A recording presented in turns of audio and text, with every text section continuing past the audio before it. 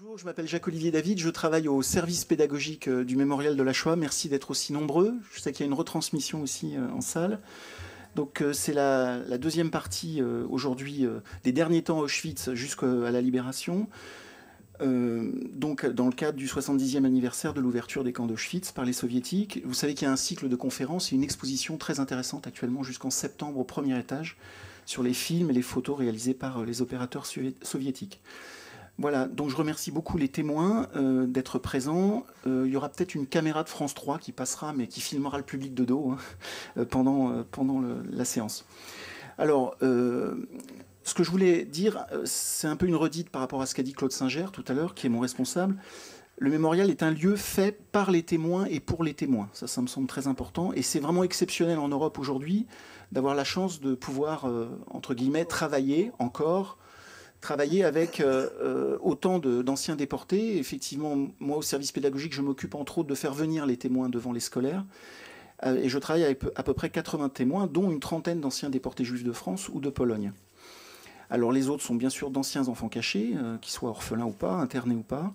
Et on reçoit, donc je le redis pour les personnes qui n'étaient pas là tout à l'heure, qu'on reçoit sur les 2000 classes, essentiellement 3e et 1e sur l'année scolaire, 20 à 25% rencontrent un témoin, ce qui est exceptionnel. Après, il y a ce que font bien sûr les enseignants dans leur établissement. Il y a toujours une visite préalable à la rencontre, et la rencontre dure 2 heures. Donc je sollicite régulièrement Élie, Esther, Jacques, pour venir témoigner ici même, à cette place, devant des collégiens et des lycéens. Donc c'est 150 à 170 témoignages par an sur l'année scolaire, qui sont organisés ici même ou en salle pédagogique. Je vous rappelle qu'il n'y a pas que des élèves qui rencontrent des témoins au mémorial, mais aussi des adultes en formation, les policiers, les magistrats, les avocats, les enseignants français et étrangers. Voilà, donc pour le déroulement de la séance, on a 2 petites heures, ça va être très rapide malheureusement, donc on a peu de temps. Donc les récits vont être en 2 parties, de l'évacuation et des marches de la mort jusqu'au camp de concentration à l'ouest et aux libérations. Et puis après, on aura 20 à 30 minutes pour les questions, malheureusement. Donc je vous demande de les poser de façon très très concise. Voilà. Donc je présente rapidement les témoins. Je commence par Esther Seno, qui est la doyenne. Esther a été déportée en 1943. Esther Seno née Dzik. Elle est née en Pologne en 1928, à Kosienic, à côté de Radom. Son père est cordonnier. C'est une famille de 7 enfants. Et après leur immigration en France, ils vivent à Belleville. Elle est déportée avec sa sœur Fanny, née en 1926, par le convoi numéro 59 du 9 septembre 1943 de Bobigny pour Auschwitz II. Je vous rappelle que dans ce convoi, il y a 1000 juifs. 662 seront gazés dans les quelques heures de leur arrivée. 13 hommes et 3 femmes auront survécu en 1945. Donc, Esther est affectée à un Ossen Commando, un commando extérieur. Elle est dans le bloc 27, pas très loin du Sonderkommando. C'est un point commun qu'elle a avec Jacques Altman. Fanny la fera travailler à la VBRA, à Auschwitz III. C'est un commando de câbles. Et sa sœur sera assassinée le 24 avril 1944. Donc, pour la période qui suit, donc, Esther nous parlera de l'évacuation et des marches de la mort. Jacques Altman, né en 1923 à Nancy, d'une famille paternelle polonaise de Kalisz, à côté de Łódź. Je ne sais pas comment on prononce Kalisz. Je sais pas. Famille maternelle juive allemande de Wuppertal, 4 frères plus jeunes. Son père était tailleur, ils habitent Romainville.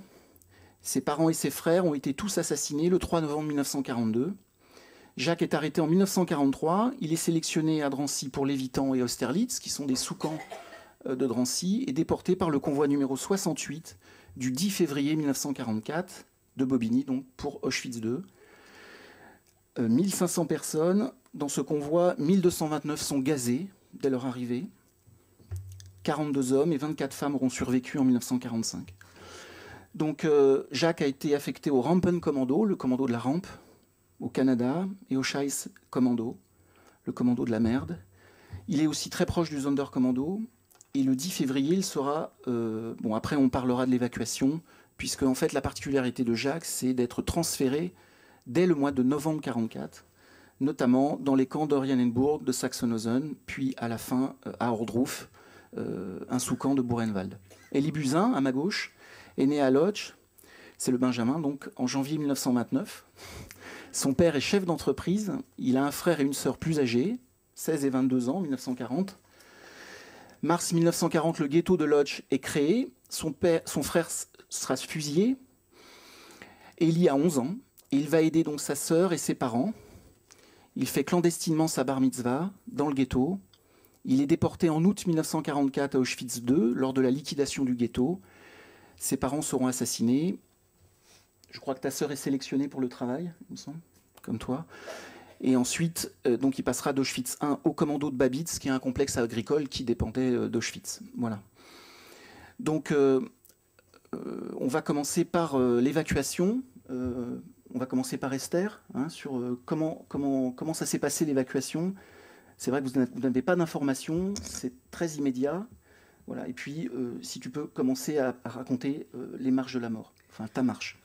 Alors, le matin du 17 janvier 1945, il y a eu donc l'appel comme d'habitude. Les capots nous ont fait sortir des blocs très rapidement en disant prenez vos affaires et vous allez sur la place d'appel. Et là, on nous a donc donné l'ordre de sortir du camp. Et finalement, nous sommes donc partis par rangée de 5 comme d'habitude et nous nous sommes retrouvés donc à la sortie du camp de Birkenau. Pour vous dire que le 17 janvier 1945, il devait faire entre moins 15 et moins 20 degrés. Pour mon compte personnel, ça faisait déjà 1 an et demi que j'étais à Birkenau. Alors vous pouvez vous imaginer déjà dans quel état on était pour faire cette marche. Donc on ne savait absolument pas où on allait. Alors finalement, ils nous ont dit que tout le monde devait suivre, que ceux qui restaient au camp allaient être fusillés, qu'ils allaient se faire sauter le camp. Finalement, même une majorité de gens qui étaient grabataires et qui ne pouvaient même pas suivre sont quand même sortis du camp. Alors on a commencé à marcher dans la neige. Le premier jour, c'était toujours par rangée de 5, il ne fallait pas sortir des rangs. De chaque côté de la colonne, il y avait des SS avec leurs fusils en bandoulière et les chiens. Et on a marché comme ça toute la journée en se traînant sur cette route. Finalement, le premier soir, on est arrivé aux abords d'un village. On nous a précipités dans une grange. On s'est couchés les unes sur les autres pour se réchauffer parce qu'on avait très froid. On n'avait rien mangé depuis notre départ du camp de Birkenau. Et le lendemain matin, au bout de quelques heures de sommeil, on nous a fait ressortir de ces hangars et on a recommencé cette marche de la mort, comme on l'a appelée. Elle portait très bien son nom. Finalement, là, les rangs étaient déjà beaucoup plus clairsemés, parce que sitôt que quelqu'un s'arrêtait pour se reposer ou qui ne pouvait pas avancer, les SS venaient et les achevaient immédiatement sur le bord de la route. Et alors là, la colonne a commencé évidemment à s'allonger parce qu'on essayait dans le milieu de la colonne à essayer de se reposer un petit peu. Et on regardait quand on voyait arriver la fin de la colonne, on se remettait en route. Et on a continué comme ça. Et puis finalement, on était quelques Françaises dans le bloc, donc on essayait de se tenir ensemble. Et finalement, on se trouvait dispersés parce que beaucoup de femmes n'arrivaient plus à avancer. Et la deuxième nuit, pareil, là nous avons dormi dans un fossé parce qu'il n'y avait pas d'endroit pour nous reposer. Toujours pareil, les unes sur les autres. Là, on a eu quand même le deuxième jour une distribution d'eau chaude colorée et 2 ou 3 pommes de terre bouillies. Je crois qu'à ma connaissance, ça a été la seule nourriture que nous ayons eue depuis notre départ. Et on a avancé, là maintenant, avec le temps, même sur le coup, je suis incapable de dire combien de temps on a marché. J'ai l'impression qu'on a dû faire une centaine de kilomètres sur plusieurs jours. Et nous sommes arrivés, je crois, à Gleiwitz. Donc là, ça devait être un nœud ferroviaire parce que les colonnes se sont dispersées. Plusieurs convois ont été dirigés sur d'autres camps. Et nous sommes partis sur le camp de Bergen-Belsen. C'est-à-dire qu'au bout de ces centaines de kilomètres, et où je suis incapable de dire le temps que ça a duré, nous sommes arrivés dans une gare où il y avait des wagons de marchandises, des wagons à bestiaux, mais découverts.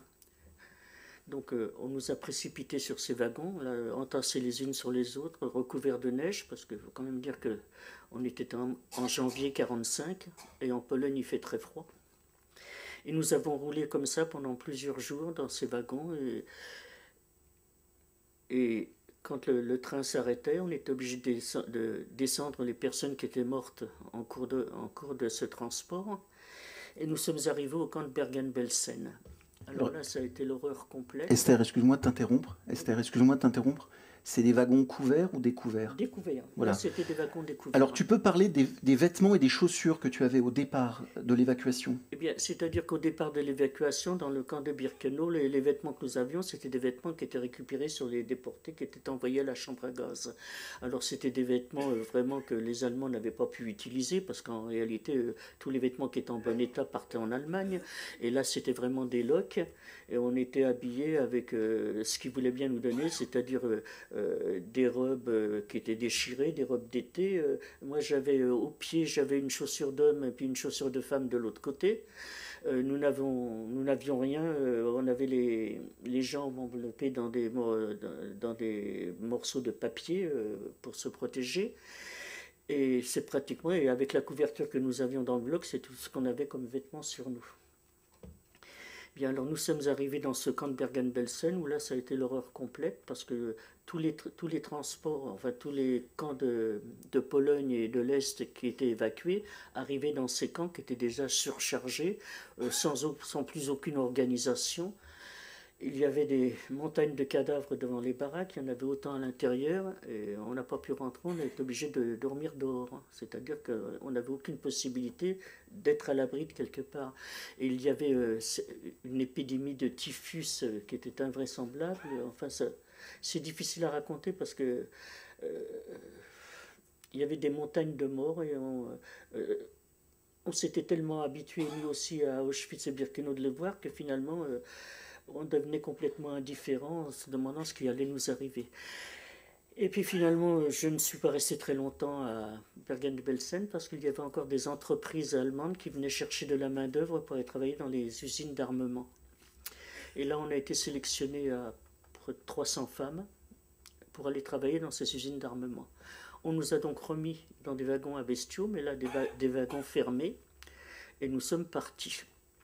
On a roulé comme ça, on roulait pendant 2-3 jours. Le train s'arrêtait parce que les Russes bombardaient d'un côté, les Alliés bombardaient de l'autre. Nous, on était pris sur ces lignes de chemin de fer, sur des voies de garage, sous les bombardements.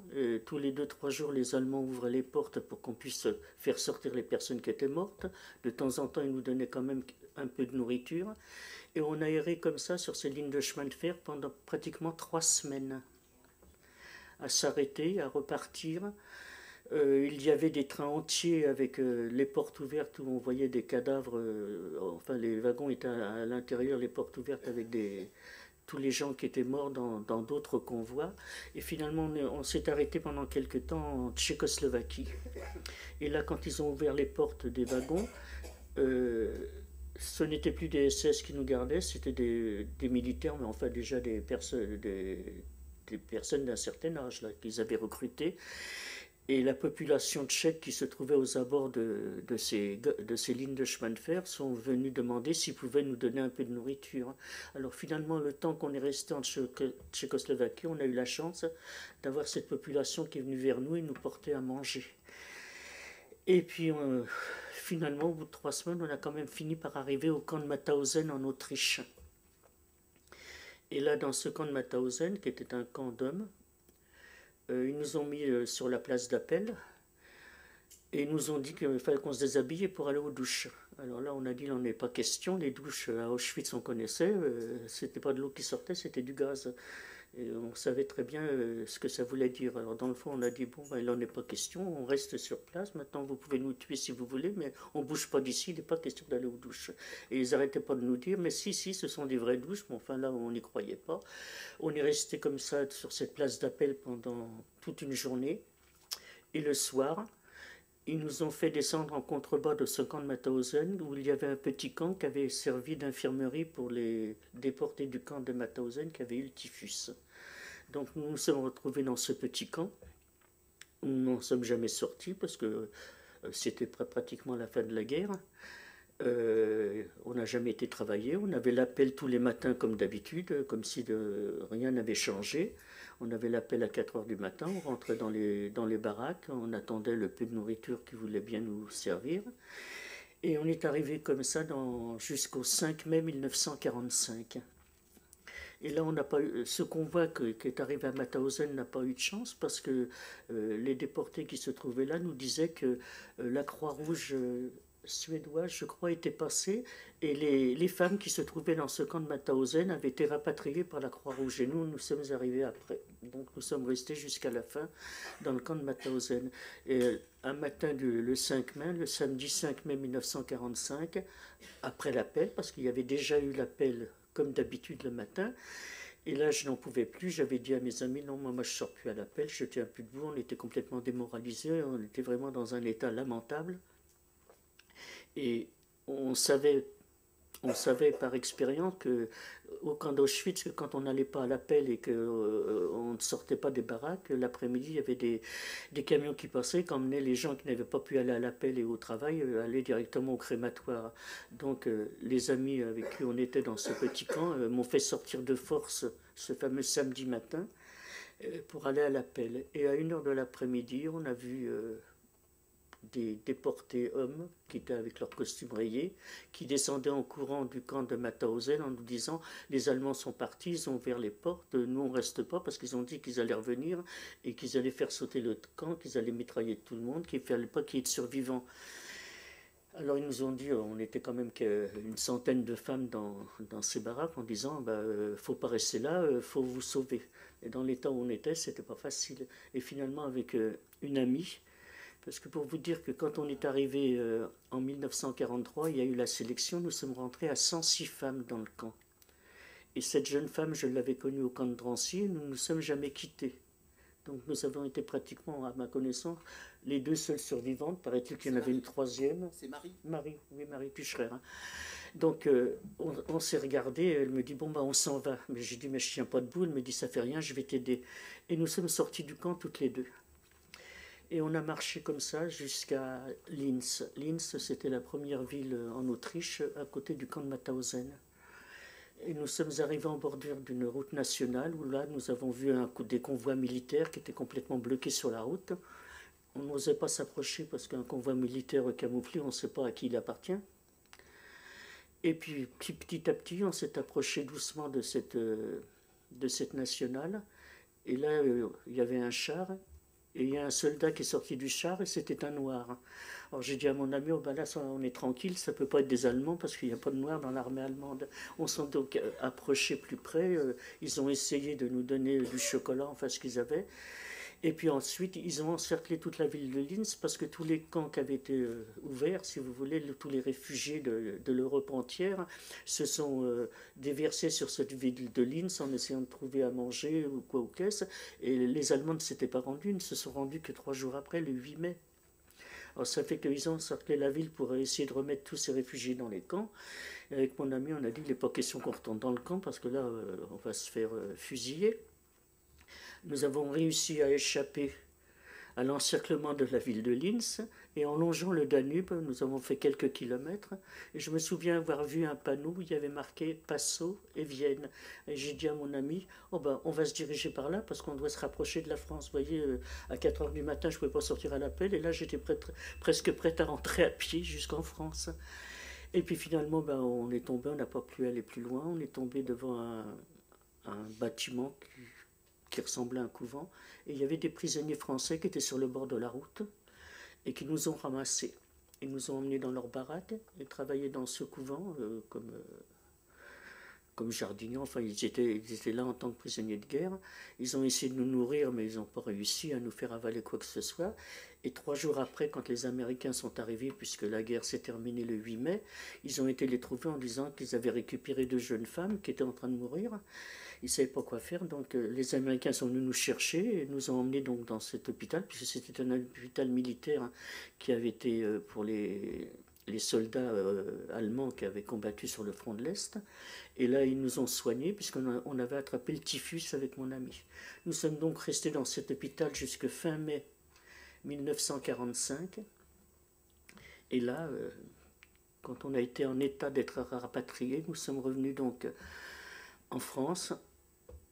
Fin mai 1945, début juin, nous avons été rapatriés sur l'hôtel Lutetia. Par train. Non, nous sommes revenus par avion, dans une forteresse volante, dans un avion militaire américain. Nous étions toutes les deux. Est-ce que tu peux parler des exécutions sur la marche de la mort? Est-ce que tu as assisté à des Bah, exécutions? effectivement, tous les jours il y en avait, puisque les gens qui étaient épuisés, qui ne pouvaient pas marcher, étaient tués immédiatement. Il y avait un SS qui arrivait, qui fusillait, enfin une balle dans la nuque, et les gens restaient sur le bord de la route. Vous avez tenté de vous évader pendant la marche de la mort? Bah, c'est-à-dire s'évader dans l'état où on était, vêtu comme on était. C'était la Pologne, on ne parlait pas la langue, et on aurait été où? Surtout dans l'état où on était, puisque même les Polonais qui étaient dans leur pays ont eu du mal à s'évader de cette marche de la mort. Alors nous, dans l'état où on était, sans parler la langue, et puis pour aller où? Tu avais d'autres amis que Marie? C'est-à-dire que on a été dans cette marche de la mort, on a quand même été dispersés, et nous deux, on se tenait tellement par le bras, on était cramponnés l'une à l'autre pour ne pas être séparés. Quel âge elle avait? Marie, elle avait 50 plus que moi. Enfin, je vous signale que quand je suis arrivé au camp d'Auschwitz, moi j'avais 15 ans. Donc, je rappelle pour le public que c'est plus de 700 000 internés hein, en janvier 45 à l'est et à l'ouest qui sont dans les camps nazis. 250 000 à 300 000 perdront la vie dans les 5 mois qui précèdent les libérations. Jacques, tu vas nous parler de ton transfert fin octobre 1944 et puis ensuite des différents camps que tu as pu faire. Bonjour, je vais vous parler de notre transfert, puisque une partie, on ne peut pas le dire, pour l'instant, on n'aura pas le temps. J'étais d'ailleurs au camp de Birkenau. J'ai travaillé dans un commando qui était assez connu. On déchargeait. Quand les gens arrivaient, on déchargeait les morts. Et les SS, ils criaient.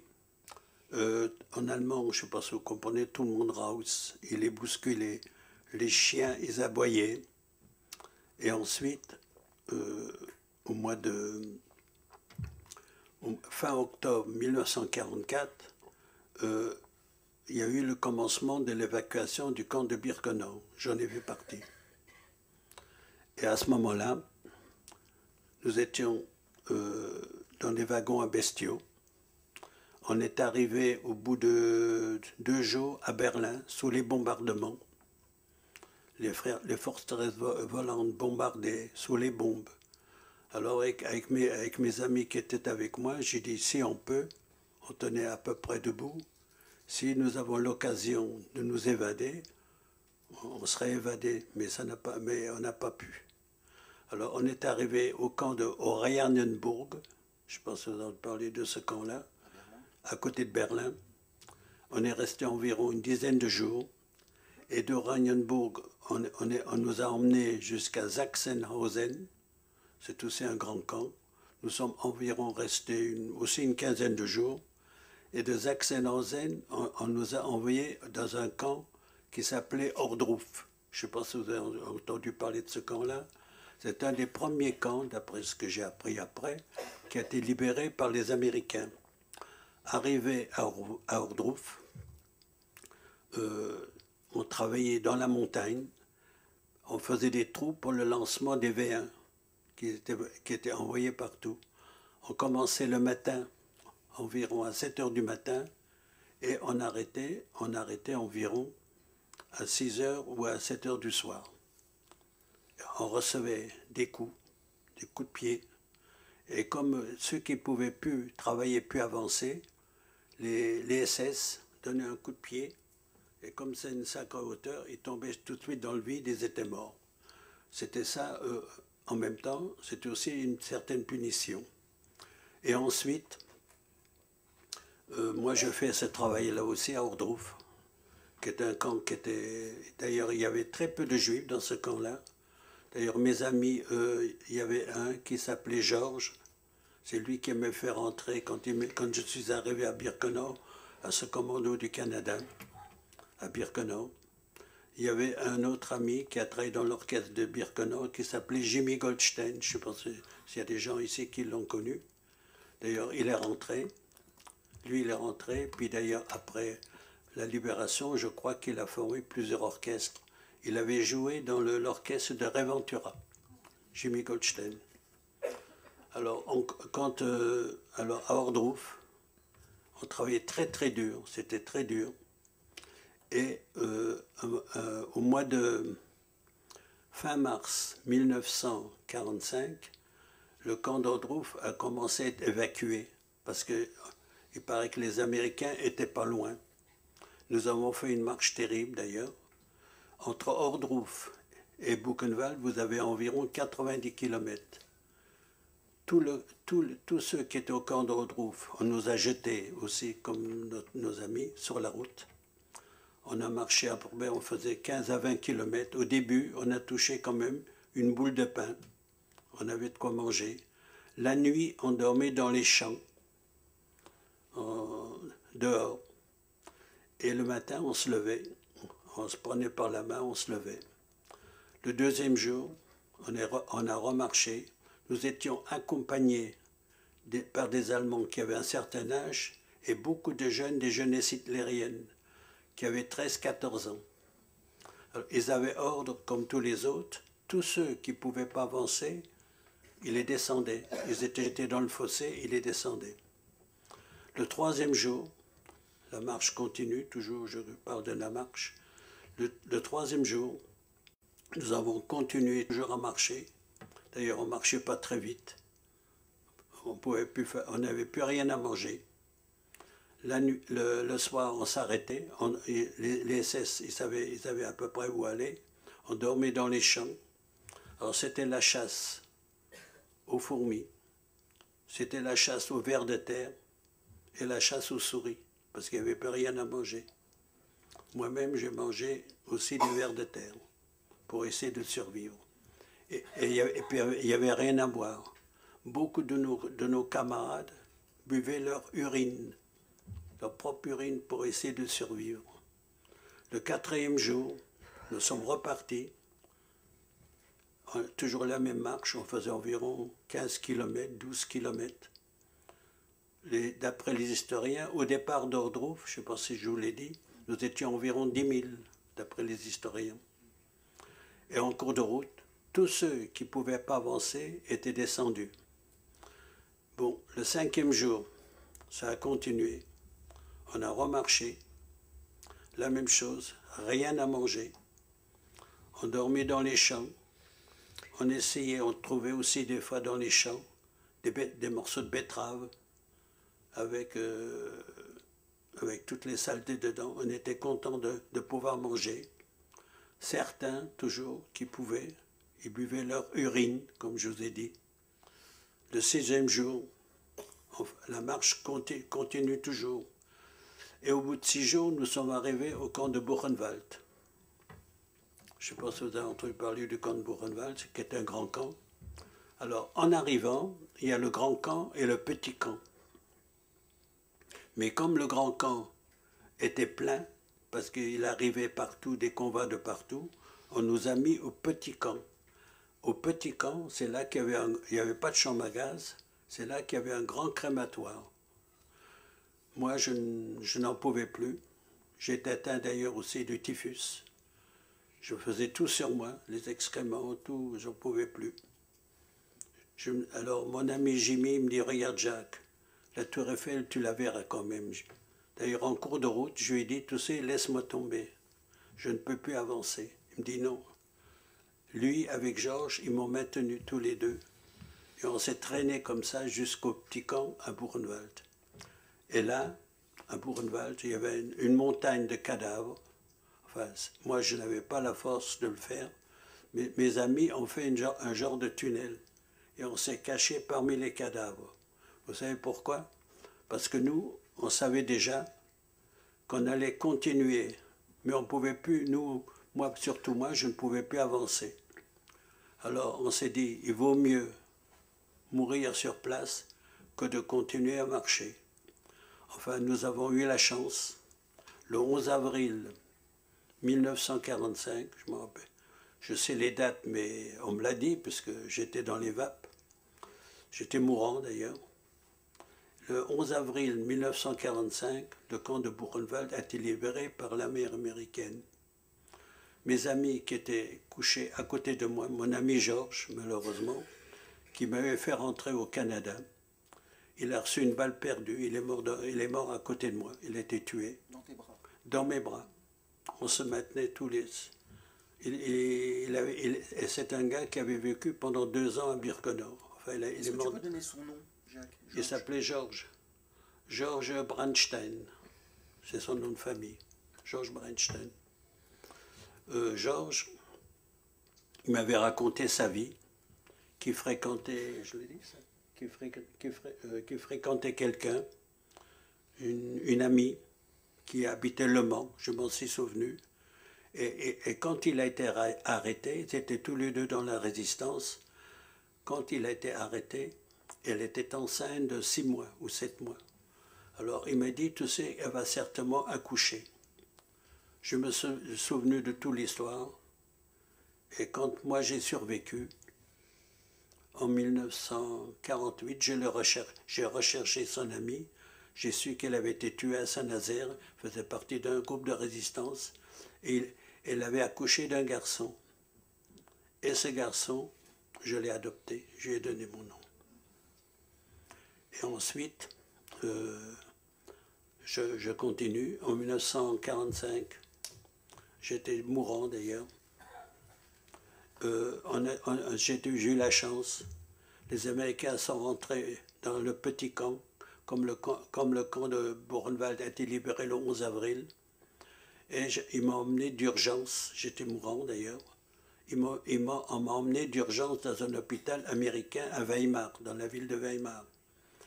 Là, c'est un noir américain qui m'a donné la première transfusion de sang, c'est lui qui m'a sauvé, c'est lui qui m'a donné son sang.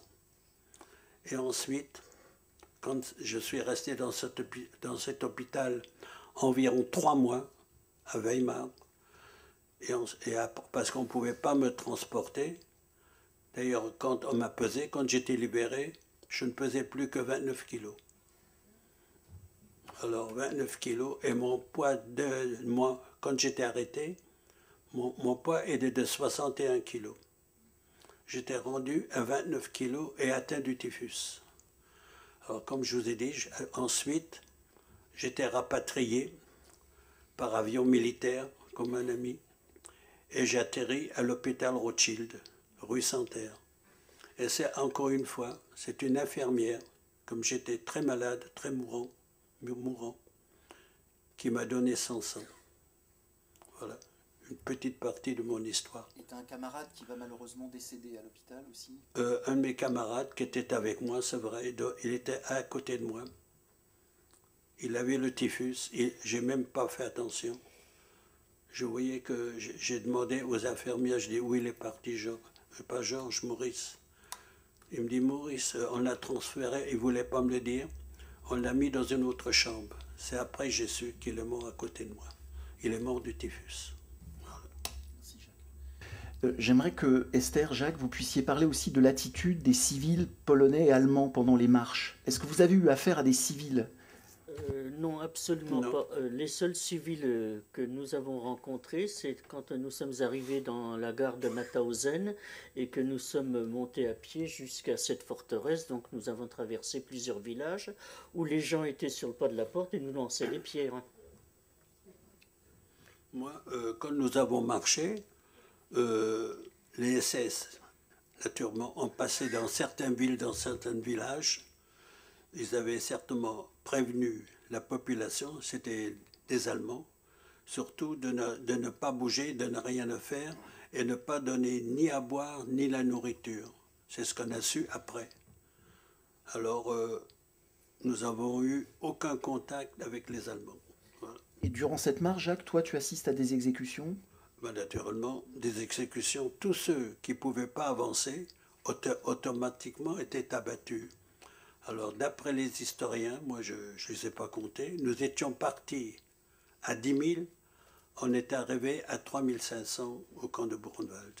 Tout le reste, tout le long de la route, a été abattu. Et certainement à l'arrière, comme ils étaient ultra organisés, comme dans toutes les marches de la mort, il y avait des chariots et des camions. Et ce sont des déportés qui étaient à l'arrière, qui ramassaient les morts et qui les mettaient sur les camions. Et moi, des fois, on aperçoit des camions avec des cadavres dessus. Ils allaient directement à Buchenwald pour les brûler. Parce que, comme je vous ai expliqué, à Buchenwald, au camp de Buchenwald, il n'y avait pas de chambre à gaz, mais il y avait un très grand crématoire comme à Birkenau. Et c'est là qu'ils étaient brûlés, c'est là que nous avons trouvé ce tas de cadavres. Naturellement, sans arrêt, les gens qui ne pouvaient pas marcher automatiquement étaient abattus. Esther, tu connais ton poids, toi, à ta libération? Oui, je pesais quand je suis rentré à l'hôtel du Tessia, donc on avait déjà été un peu retapé pendant que nous étions à l'hôpital. Je pesais quand je suis arrivé à Paris 32 kilos. Élie, à toi. De revenir, parce que je ne vais pas répéter ce qu'ont dit mes prédécesseurs concernant la marche de la mort, etc. Mais je vais peut-être souligner quelques particularités que j'ai vécues, moi, à cette période. À savoir, premièrement, après un périple de 4 ans de privation et de travail dans le camp de travail du Ghetto Lodge, où le travail est imposé à partir des 10 ans, et ensuite, on pensait peut-être que ça va se finir là-bas, et en fait, on nous annonçait que le ghetto doit être évacué vers un camp de travail en Allemagne. Et nous sommes partis comme ça, sans savoir exactement où, mais on pensait vraiment qu'on allait dans un autre camp de travail. Et pour preuve, c'est qu'on mettait nos machines d'outils, nos machines de travail, à la gare, dans des wagons ouverts, et nous, on nous a poussés dans des wagons à bestiaux. Nous avons voyagé 2 jours et 2 nuits pour arriver. En fait, on ne savait pas où. On pensait que c'était en Allemagne. En fait, c'était à Auschwitz, Birkenau. Bon, je passe là la sélection. Mes parents sélectionnés pour être assassinés, que vous savez, chambre à gaz crématoire. Ma sœur sélectionnée pour le travail. Moi aussi.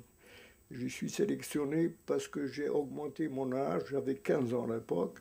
J'avais dit que j'avais 17 ans sur les conseils des déportés qui nous recevaient à la gare.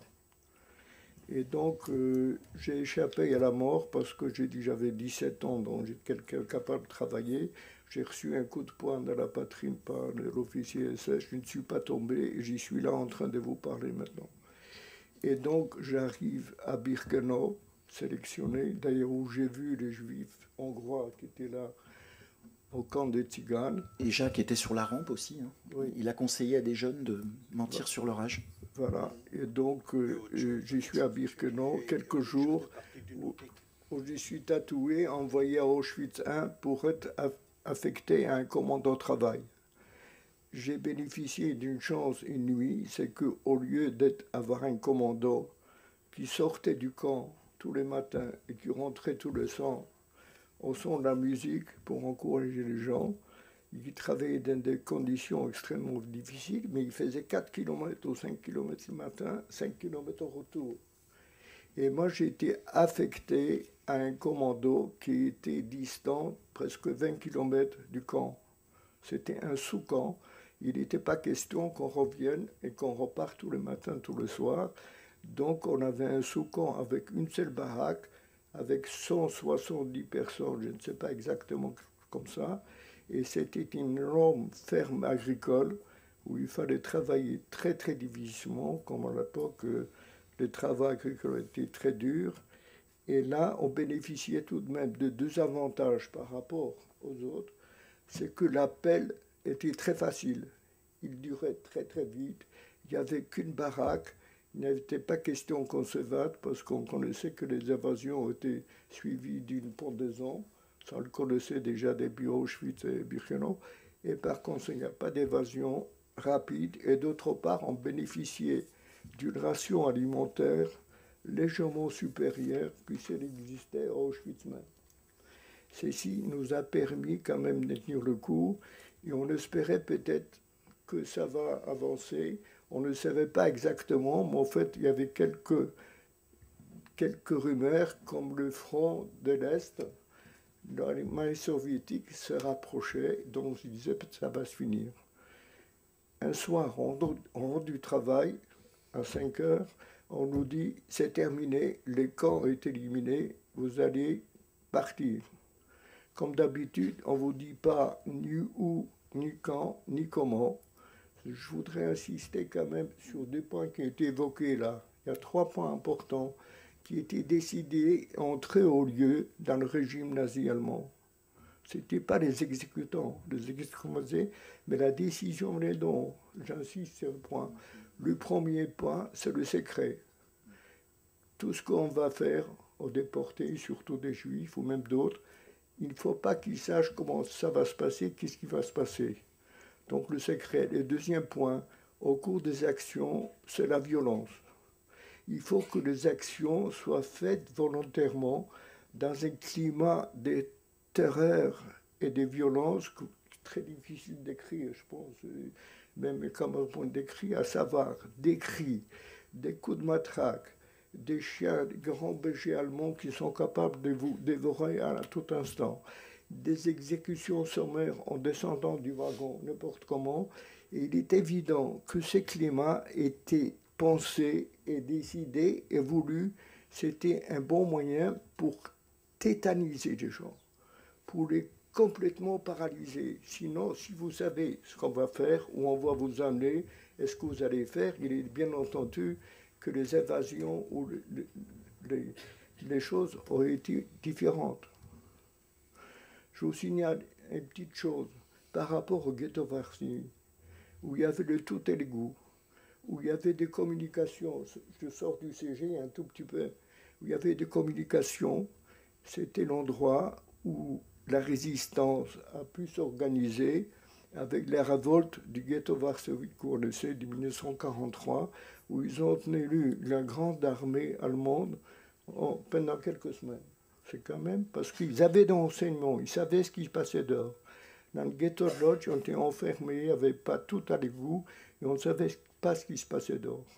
Toujours est-il, en revenant à Auschwitz, à Babitz, du travail où vous êtes liquidé, j'avais déjà passé 2 actions, comme on dit comme ça, 2 déportations, une de chez nous vers le ghetto de Varsovie, vers le camp de travail, et l'autre, le transfert vers Auschwitz, dont je vous ai parlé. Et donc je me suis dit, tout ça, c'est pas bon. Ça ne me disait rien du tout, mais on était obligé quand même de guerpir. On nous met par rang de 5 dans la neige, en janvier 1945, par moins 15, 20, je ne sais pas exactement, marcher. Et on marchait, notre particularité, c'est que les convoyeurs SS qui nous convoyaient n'étaient pas à pied, souvent ils étaient à pied, le nôtre, ils étaient à cheval. Comme ça, ils étaient à cheval, ils étaient un peu plus haut, hein, et donc voyez ce qui se passe. Alors la particularité de notre convoi, c'est qu'on ne se donnait pas la peine de faire sortir les gens du rang pour les abattre au bas-côté de la route, on les abattait sur place. On marchait, et c'est lui qui était mal fichu, les 16 qui avait son fusil à bout de fusil, une balle dans la nuque, était exécuté. Si c'était les 2 autres du côté gauche, eh bien c'est les 16 de l'autre côté qui exécutaient. Et si c'était celui du milieu, j'insiste un petit point parce que je l'ai vu une fois, si c'est celui du milieu qui commençait à tutuber, à marcher, il avait les 2 fusils des 2 SS, chacun de sa côté, parce qu'il pensait c'est lui qui devait l'éliminer. Et alors le problème était, c'est que les dépouilles, les cadavres, on devait les évacuer immédiatement sur le bas-côté de la route, d'un côté ou de l'autre, parce que les gens qui venaient derrière nous, on ne savait combien, on ne savait pas où, quand, comment, etc., risquaient d'être trébuchés sur les cadavres et ils étaient exécutés à leur tour. Donc notre obsession était 1. Comment faire pour marcher, pour tenir le coup. 2. S'il arrive quelque chose, éliminer les gens qui ont été assassinés comme ça. Et toute la route était couverte de cadavres tout le long. Des milliers de gens dans la neige blanche comme ça, qui se détachaient, qui était un spectacle, je ne peux pas l'oublier même aujourd'hui. Est-ce que tu as des chaussures, Élie? Tu as des chaussures? Là, j'ai des chaussures, enfin, disons, il ne faut pas.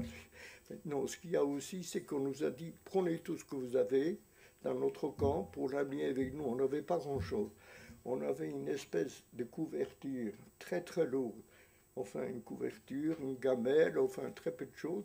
On est parti avec ça. On commença à marcher, j'ai vu tout de suite, quand j'ai compris, parce qu'on a appelé ça marche de la mort, après, on ne vous a pas dit, monsieur, mettez mon rang, on va vous faire la marche de la mort. Et allez, partez. C'était pas du tout ça, vous comprenez? Et quand je comprends, quand j'ai vu les premières exécutions dans notre colonne, j'ai compris que c'est gravissime. La première chose que j'ai faite, j'ai pris ma couverture alors qu'il faisait froid, je l'ai jetée sur le bas de côté de la route pour pouvoir avancer un peu mieux. Et j'ai un camarade à côté de moi qui marchait avec sa couverture, et je voyais qu'il commençait à flancher un petit peu, il dit, jette la couverture. Et il dit, non, je ne peux pas la jeter, si je la jette, je meurs de froid.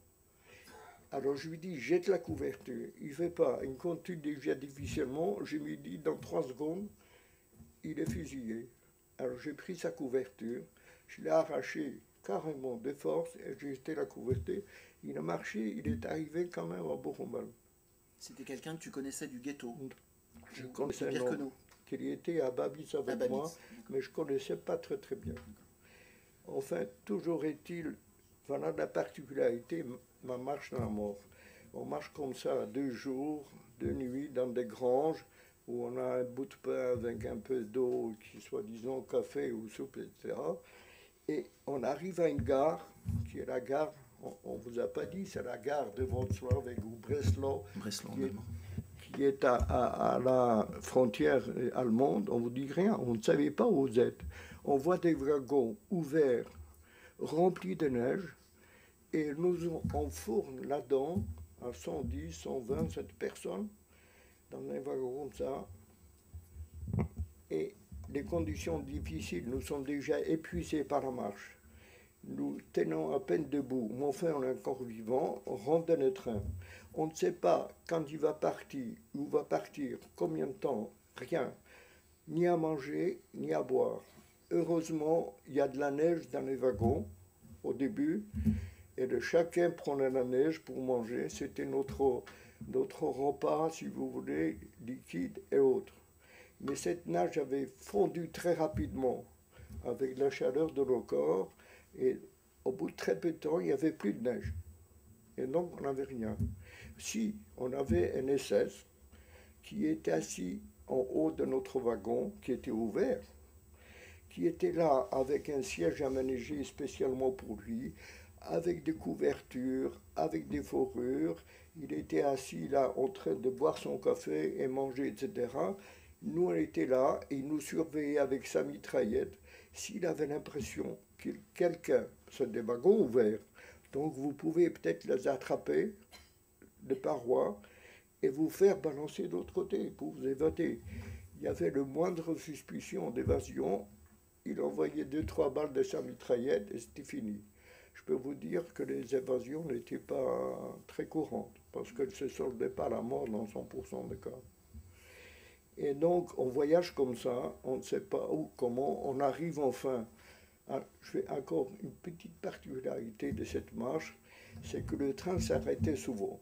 C'est vrai, parce que les voies ferrées étaient endommagées. Il se trouve, une fois l'arrêt du train, notre wagon était juste en dessous d'un pont qui enjambait la voie ferrée. C'était dans la soirée, 5 heures, je ne sais pas.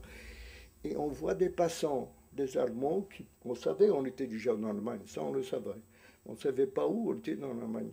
On voit des passants sur le pont qui rentrent du travail, je ne sais quoi.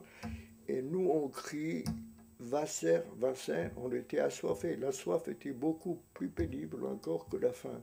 Et on demande de l'eau, tous les gens passent, tout juste, ils veulent voir ce qu'il y a en dessous, qu'il y a des wagons avec des gens, passer. Et imaginez, quand on dit des contacts avec des civils, et bien imaginez un Allemand qui nous voit, qui va chez lui, je ne sais pas où il est allé, il revient avec un seau d'eau et une corde, et il nous descend le seau avec la corde dans le wagon. Moi j'étais assis un peu au fond, j'étais extrêmement fatigué, exténué, je ne bougeais pas, mais il y avait 5 ou 6 personnes du wagon, qui étaient un peu valides, etc. Ils se sont jetés sur le seau pour boire. et chacun tirait le seau vers lui. Et les résultats étaient que le seau s'est renversé dans le wagon. Et l'Allemand, moi j'observe l'Allemand qui était en haut du pont là, je regardais, parce qu'il tenait la corde. Il tenait la corde du seau, et j'ai pensé qu'il voulait récupérer le seau. Mais quand il a vu la scène, il a commencé à jurer en allemand, je ne peux pas vous répéter les injures qu'il nous a envoyées, en nous traitant vraiment de sous-hommes, n'importe quoi, des bestiaux, des bêtes sauvages, tout ce que vous voulez, et de colère tellement, au lieu de récupérer un seau, il a jeté la corde dans le wagon, il est parti. C'était peut-être le seul geste d'entraide que j'ai pu voir pendant cette marche de la mort, et tout ça, pour maudit, être aidé par la population civile, c'était pas évident du tout. Et voilà, on arrive finalement à un endroit que je ne connaissais pas. Je vois le Vourcomatoire immédiatement à la cheminée. Ma conclusion, c'est un camp d'extermination, parce qu'on était tous vraiment au dernier degré d'épuisement. On dit c'est un camp d'extermination. J'ai dit c'est fini. C'est fini. Et j'ai pris sur moi en disant, j'ai prié ma mère à qui j'ai promis d'essayer de tenir le coup. J'ai dit non, là c'est terminé, on ne peut rien faire. Et les gens que nous recevaient de Buchenwald, des déportés, qui étaient déportés politiques, je vous signale, dont certains, et quand nous sommes arrivés en janvier 1945, ils étaient là depuis 1937. Des anti-nazis, allemands en général, qui étaient incarcérés là depuis 1937, c'est-à-dire qu'ils étaient là depuis 8 ans. C'est pas rien. Déjà, détenir le coup 8 ans, ça prouve que les conditions étaient un peu différentes. Hein. Bon. Ils nous recevaient, ils nous voyaient vraiment extrêmement exténués, et deuxièmement, un peu, on savait que c'est fini. Et alors on me dit, écoutez, ici 5 ans de travail, restez tranquille, ne vous inquiétez pas, on va s'occuper de vous, etc. Alors moi je me suis dit, c'est la tromperie pure et simple, c'est pour nous attirer comme toujours avec le secret, on ne sache pas ce qui arrive. Alors je montre la cheminée, voilà, au déporté qui me parlait, je lui montre la cheminée et il me dit, écoute, non, ici 5 ans de travail, la cheminée c'est les crémateurs pour incinérer des gens, il a insisté qu'ils sont morts normalement au travail, c'est ce qu'il a insisté. Moi, je ne voulais pas le croire. Bon, on nous déshabille, on nous amène à la douche. J'ai dit, la douche, c'est terminé. Et je rentre dans la douche, on était forcé. Vous savez, vous ne pouvez pas vous échapper, là. Vous êtes bien gardé et tout. Je rentre dans la douche, j'attends les gaz, parce que je me suis dit, c'est la fin. Et il se trouve, j'étais étonné, au lieu d'arriver des gaz, il y avait de l'eau tiède. Pour doucher, vraiment. Alors je me suis dit, j'étais vraiment extrêmement étonné de cette eau qui est arrivée, et pas la mort. Et je ne comprenais pas, mais j'étais obligé de me rendre compte, c'est les gens qui nous disaient dehors, pour nous calmer un peu, pour nous rassurer un peu, c'était pas faux. C'était pas faux, effectivement, pas faux. Encore qu'en ce qui concerne l'eau chaude, il y a des gens qui sont arrivés avant ou après moi, ils me disent que l'eau n'était pas chaude, elle était froide. Est-ce que tu es avec des camarades là? Tu es avec des camarades quand tu arrives à Buchenwald?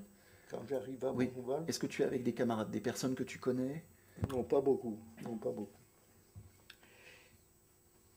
Et alors, donc, on est à Buchenwald, c'est un camp de travail qui existe depuis 1937, extrêmement organisé. Il faut comprendre quand même le contexte. Des Allemands nés en Allemagne qui sont incarcérés pour des problèmes politiques, c'est vrai, parce qu'ils étaient souvent communistes, en tout cas anti-nazis. Ils travaillent à l'extérieur du camp, parce que toutes les usines, tout étaient à l'extérieur. Ils ont des relations avec des gens en dehors, des Allemands.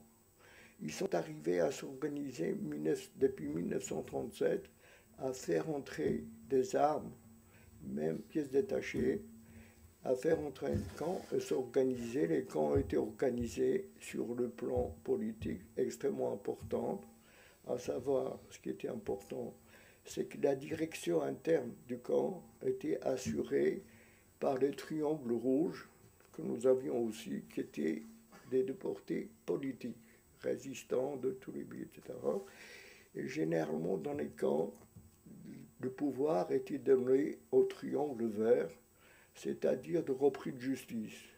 Cela a été parfois pire que les nazis. Ils exécutaient tous les ordres nazis d'une façon extraordinaire, alors que dans ce camp de Buchenwald, la direction interne était une direction à base de triangle rouge, c'est-à-dire politique. C'était très important dans notre vie.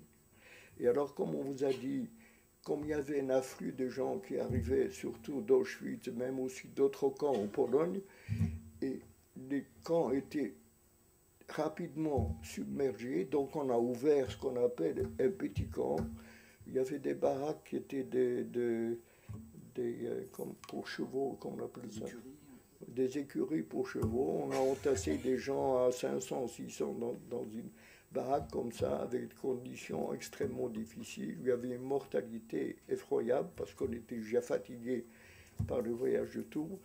Eh bien, quelque temps après, on nous a sortis du petit camp pour nous mettre dans le grand camp. On nous a regroupé les adolescents et les jeunes dans un bloc 8, il y avait un autre bloc aussi, et on a senti qu'il y avait quelque chose qui voulait nous épargner. Et je dois insister là-dessus, c'est très important.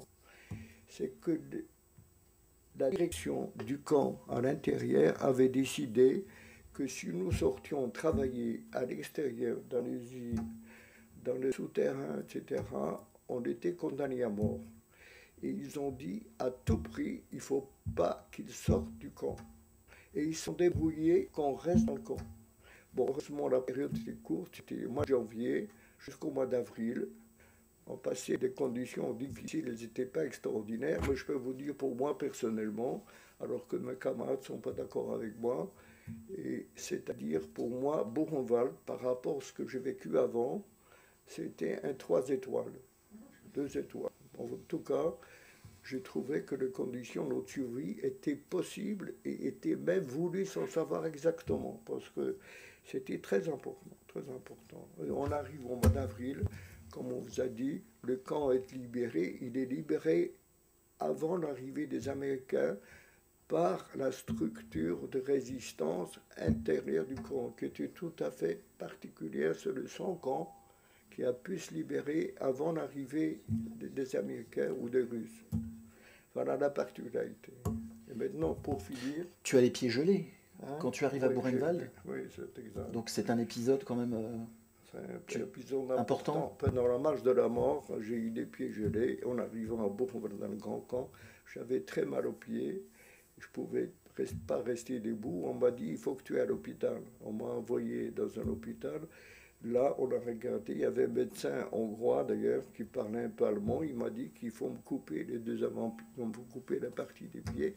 Je n'ai pas voulu, j'y suis rentré et ma survie était liée par un déporté russe que je ne connaissais pas. Il m'a dit, si tu veux te soulager, il faut que tu trempes tes pieds dans de l'eau chaude et de l'eau froide. Et dans ce cas, effectivement, les gens qui étaient là, que je ne connaissais pas du tout, sont débrouillés pour que je puisse disposer de l'eau froide. C'est pas difficile, on prenait la neige à l'extérieur et l'eau chaude, il y avait une espèce de four dans la baraque, on pouvait chauffer un peu d'eau. Et j'avoue, mes pieds sont améliorés comme ça. Voilà. Donc là, parmi nous, tu as un camarade de Buchenwald, Aaron Bulva, oui. Armand Bulva qui est là. Il est là. Je ne sais pas parler. Ouais. Je ne sais pas si je suis arrivé avant lui ou après lui, peu importe. Je vois un bonhomme que je ne connais pas, petit, encore plus petit que moi. Enfin, on avait le même âge. Et il est là, il tient son pantalon. Je peux le dire ou pas?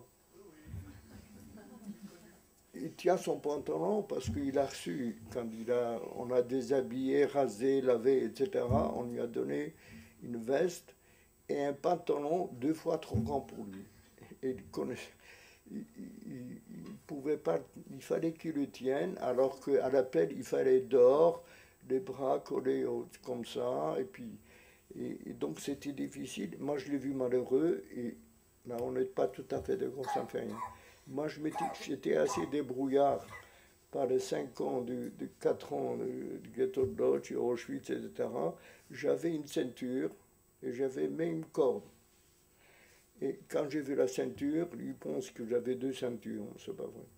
Je prends la ceinture, je lui donne la ceinture, il la met sur lui, ce qui lui a permis de tenir le coup plus facilement à la pelle. Voilà, c'était bon. C'est indiqué maintenant à Buchenwald, c'était fichier, il y a la photo de la ceinture. Il y a 3 ans, il y a 3 ou 4 ans, on allait à Lozé ensemble. Je dis, écoute Armand, d'accord, tu avais besoin de la ceinture en 1945 à Buchenwald. Je te l'ai donné. Tu as été libéré avec, parce qu'il l'a toujours. Alors je lui dis, tu as été libéré avec, tu as la ceinture, maintenant tu peux me la rendre.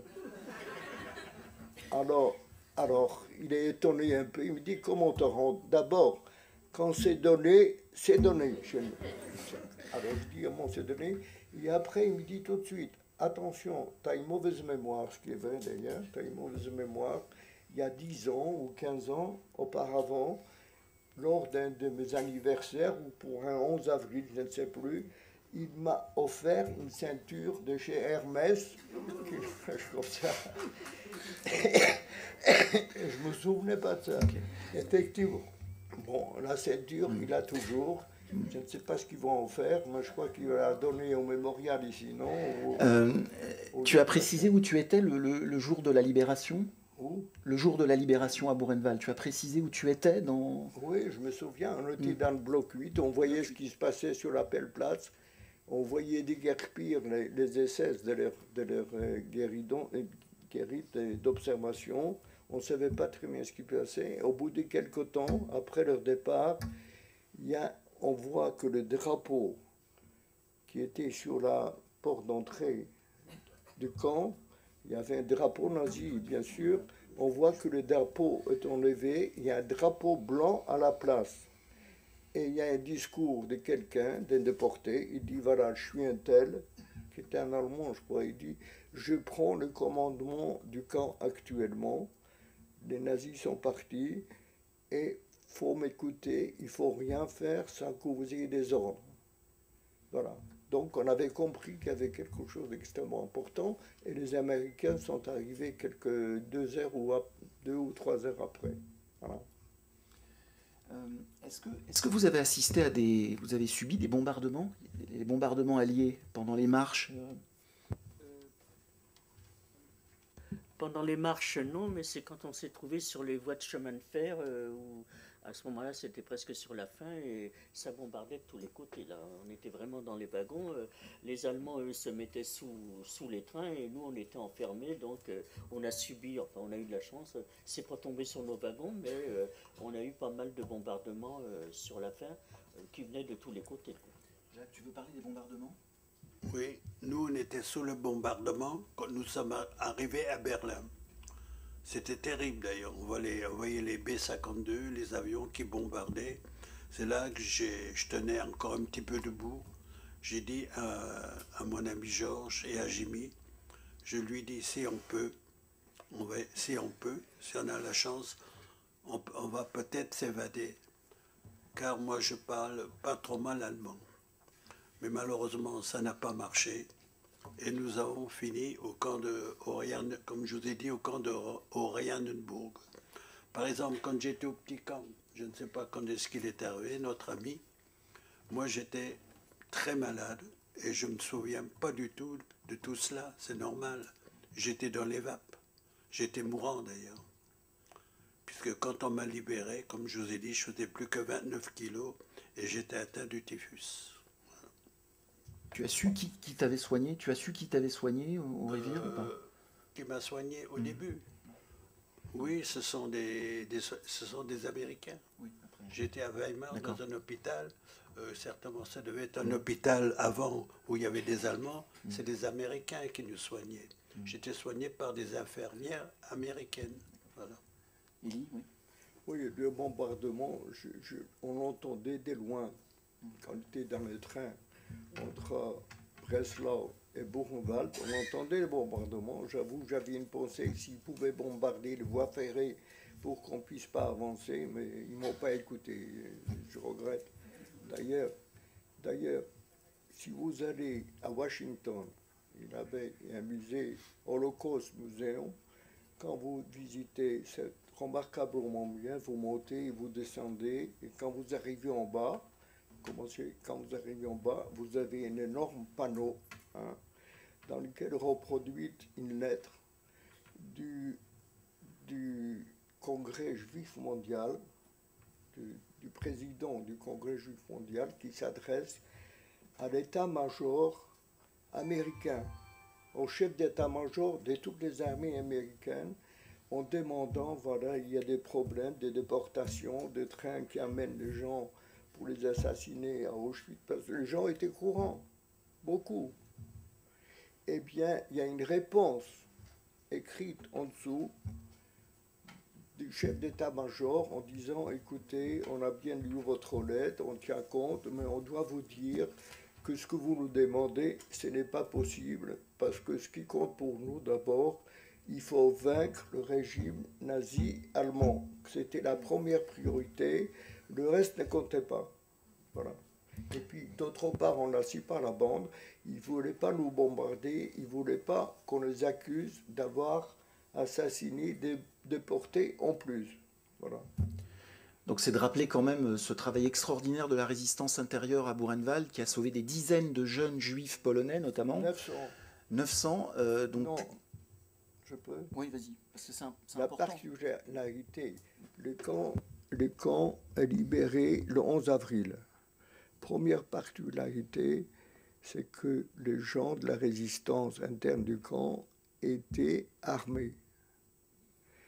Deuxième particularité, c'est que le repris de justice, les Verts ont tous quitté le camp dans la nuit du 11 au 12 avril, parce qu'ils savaient, comme ils étaient condamnés par la justice, ils se disaient d'accord, c'est libéré, mais nous on est condamnés, si ça retrouve, on va nous demander finir notre peine. Et bien ils sont sauvés. Voilà deux particularités.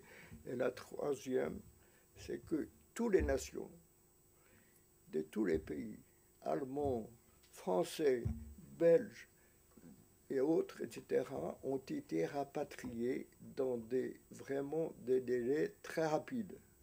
Entre quelques jours et 8 jours, je pense au bout de 15 jours, il n'y avait plus de nationaux. Et nous, on avait refusé de rejoindre nos pays respectifs, c'est-à-dire tous les déportés qui arrivaient d'Auschwitz et d'autres villes de Pologne, de Hongrie, de Roumanie et tous les autres pays de l'Est, de l'Europe surtout. On a dit, nous on ne bouge pas, on reste ici. Pourquoi ?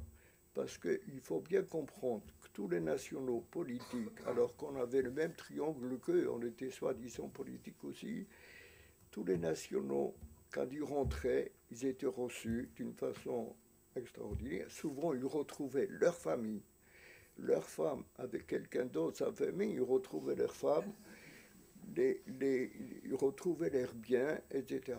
Alors que nous savions, nous, juifs, les 900 qui ont survécu de ces camps, qu'il n'y avait rien derrière nous, que tout a été pillé, que tous nos proches, pas seulement parents, grands-parents, oncles, tantes, tout ça, ont été assassinés. Il faut bien comprendre qu'en Pologne, il y avait 300 juifs, 3 300 juifs, il y a 3 000 qui ont été exterminés. Il faut comprendre ce que ça veut dire 1 million d'exterminés. Je crois que vous avez plein de notions des chiffres. Et donc on a dit on ne bouge pas. Et quand on ne bouge pas, on a embêté, les Américains étaient très embêtés par nous, en disant qu'est-ce qu'on va faire. Ils ont dit qu'ils ne veulent pas bouger, ils ne bougeront pas, qu'est-ce qu'on peut faire avec?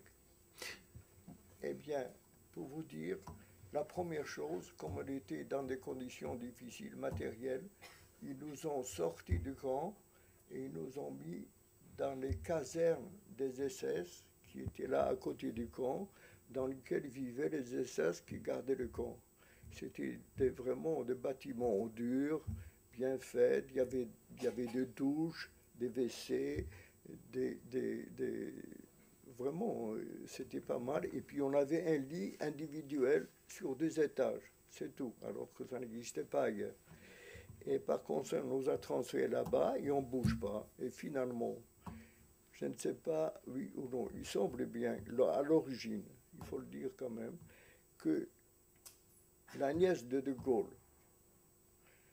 et Geneviève Antonios de Gaulle, qui était à Ravensbrück, elle a été libérée à Ravensbrück, elle a appris qu'il y avait comme ça 900 déportés en déshérence, des adolescents, dont 3 enfants même aussi, et qui étaient à Buchenwald, qui ne voulaient pas bouger. Et il semble qu'il y a eu une action humanitaire initiée par De Gaulle en disant il faut faire quelque chose pour bouger. Il a demandé à l'Europe de dispatcher ces 900 et la France a accepté 423 ou 26, je ne sais plus, 427, la moitié, ce qui était très important, qui était une chose extraordinaire quand même, c'est une action. Et puis les autres ont été dispatchés un peu partout, en Suisse, en Angleterre, en Hollande, en Suède, etc. Donc c'était une action humanitaire à l'époque.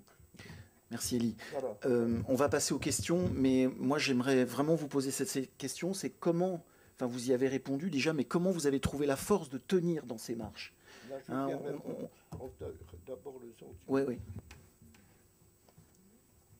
Bien, c'est-à-dire que quand cette marche a commencé, c'est-à-dire en janvier 1945, et moi, ça faisait déjà pratiquement 1 an et demi que j'étais au camp de Birkenau et que je m'étais toujours mis dans la tête qu'à l'époque, j'avais 15 ans et que je ne pouvais pas mourir. C'était une idée fixe. Et finalement, tout au long de cette marche, ça revenait comme un leitmotiv, il faut avancer, parce que de toute façon, on avait quand même des nouvelles dans les transports qui arrivaient régulièrement dans les derniers mois de la guerre. Il y a eu des transports qui sont arrivés dans le courant de mai, juin, juillet 44. Donc on savait l'avance des Alliés, on a su le débarquement, on savait exactement où ça en était en disant ça va être la fin, ça va bientôt être fini. On se rendait bien compte que il y avait quelque chose qui se passait. Donc j'avançais avec ce leitmotiv dans ma tête en disant il faut que je tienne le coup, il faut que je vive, je ne peux pas mourir à 15 ans. Bon, ça a tourné vraiment à l'idée fixe. Et je pense que c'est peut-être ça, ou alors bien sûr 80% de chance également de passer au travers de toutes ces fusillades, de tous ces bombardements, de tout ce qu'on a pu supporter. Et la présence de Marie aussi. Et j'avais surtout cet ami où on ne s'est jamais quitté, où vraiment psychologiquement on peut dire qu'on était quand même tout un groupe de Françaises où on avait une forme d'entraide. Alors ça a quand même servi malheureusement pendant cette marche. On s'est trouvé de temps en temps, on regardait derrière si on reconnaissait quelqu'un, on regardait devant et finalement on s'est pratiquement tout perdu de vue. Mais enfin, l'important, c'était vraiment, dans un camp, peu importe le camp, mais surtout à Auschwitz, on ne pouvait pas survivre seul. Il fallait vraiment être en groupe. Jacques? Nous, on a fait la même chose que notre ami. On a marché et on s'est dit, nous étions 3 amis, il faut tenir le coup, il faut essayer, tant qu'on peut, il faut essayer de pouvoir rentrer. Car nous aussi, on savait qu'il y a eu le débarquement, la libération de Paris. Puis on s'est dit certainement, on sera libéré au moins. Moi, je pensais qu'on serait libéré vers fin décembre. Mais malheureusement, ce n'était pas ça. Pour nous, ça a continué. Comme j'ai expliqué, je suis arrivé pas au grand camp, on nous a mis directement au petit camp. Là, il y avait pas mal de cadavres, je ne sais pas si tu t'en rappelles. Et nous, on s'est cachés parmi les cadavres. Et moi, j'étais d'ailleurs très malade, j'étais atteint du typhus. Et c'est grâce à mon camarade Georges, qui a été tué malheureusement après, et à Jimmy, je pense, c'est grâce à lui que j'ai tenu le coup. Voilà. Elie, tu veux ajouter? Oui, je peux ajouter quelque chose de particulier. Premièrement, c'est que la capacité de cet animal qu'on appelle l'homme de tenir dans des circonstances difficiles ou autres est extrêmement importante. Je ne veux pas dire infinie, mais elle est très importante. C'est lié à notre statut particulier de l'homme pensant ou de l'homme, un animal particulier. Ça, c'est la première chose, parce que vous pouvez vous demander comment est-ce qu'aux Indes, un moine peut tenir pendant 3 semaines debout sur une jambe, j'insiste, sur une jambe, ne pas manger ni boire, et rester comme ça et penser à Dieu ou autre chose. Il tient le coup quand même 3 semaines. Donc, des conditions difficiles, l'homme doit pouvoir les supporter. Et en plus, il y a le mental. On a insisté là-dessus, il faut que je vive, il faut que je vive. Et je pense que inconsciemment, il y avait autre chose en jeu très important, en disant en face, vous aviez le régime nazi-allemand qui voulait vous exterminer. Il vous disait clairement qu'il va vous exterminer, il veut vous exterminer. Eh bien, vous, comme réaction, c'est une forme, je dirais même, de résistance. Il y a toutes sortes de formes de résistance. Notre résistance en disant, vous n'y arriverez pas.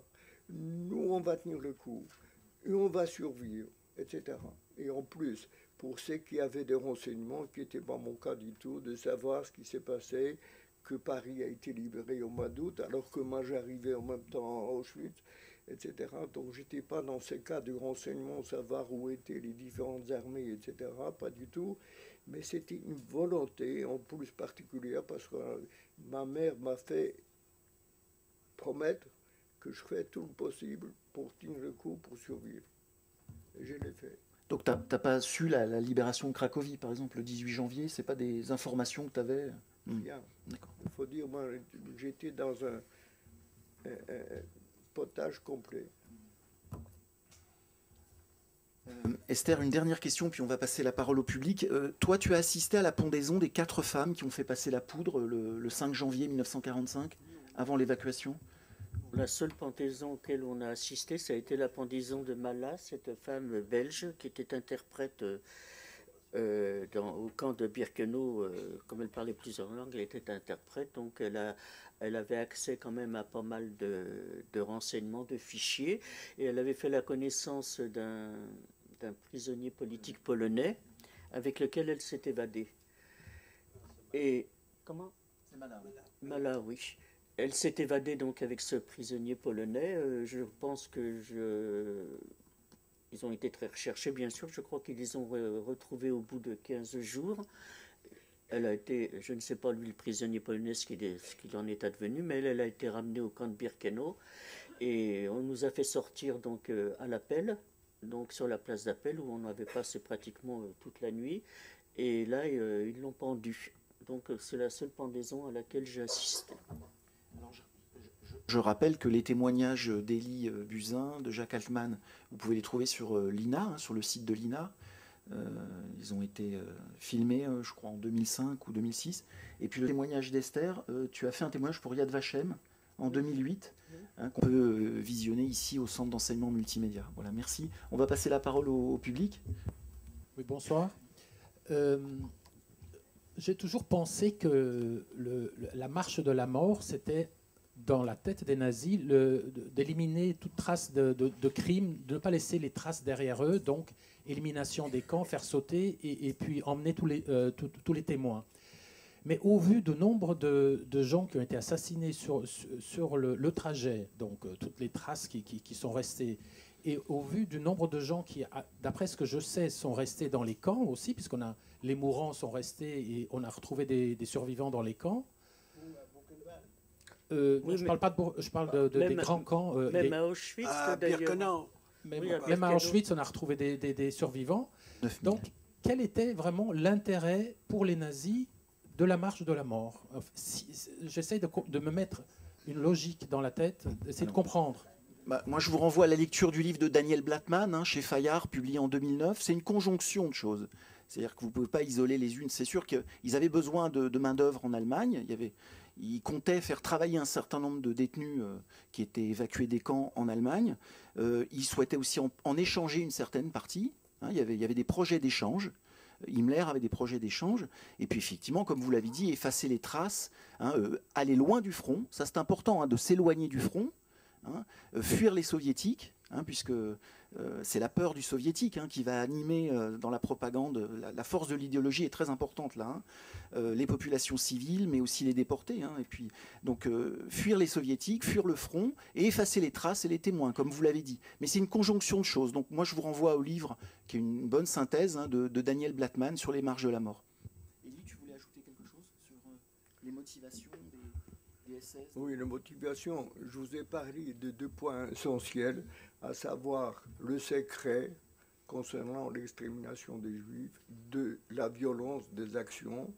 Et à partir de 1943, il y a une nouvelle notion au haut lieu nazi, c'est qu'ils savaient qu'ils allaient perdre la guerre. Et non seulement ils allaient perdre la guerre, mais ils devront rendre compte sur le plan international de leur criminalité. Et comme tout criminel qui se respecte, il dit, si on ne peut pas montrer la trace de notre crime, on ne pourra pas nous condamner. D'ailleurs, c'est pris par les négationnistes très largement actuellement. Il ne faut pas oublier ce danger de la négation. Eh bien donc, ils se sont dit, il faut effacer les traces. Ils n'ont pas réussi, c'est exact. Concernant la marche de